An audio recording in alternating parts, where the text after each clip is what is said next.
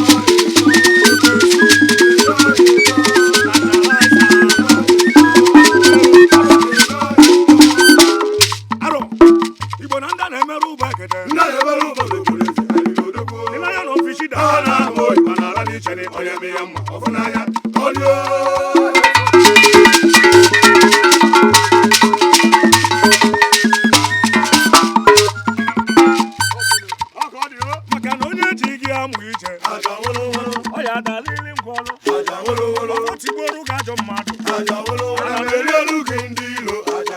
osisi bụrụ ga atụ nkwe onye jụrụ ife iji wee dị ọrịda n'elu ido Lion of Ichida enuwe tie ya unyi ịbịa n'ịgbatịpụ aka gị ịmana iro na-asị na-egbu ana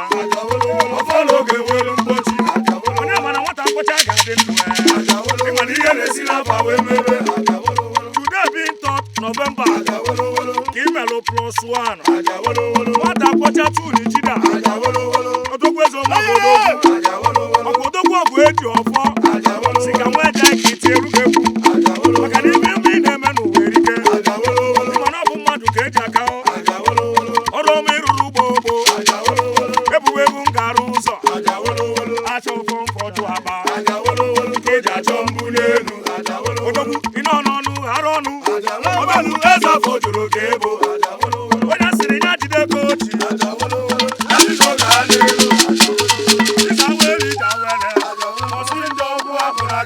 ebe ị nọ n'isi ụgbọ ọ bụrụ na ị na-atụ ngwa afịa chọba nwata kwọcha the Lion of Ichida kiri na forwarding oji kọntena eri ihe happy birthday to you ịbịa n'ịgbatịpụ aka gị ihe ọ gbara ufo niile maka na iro na-asị na-egwu ana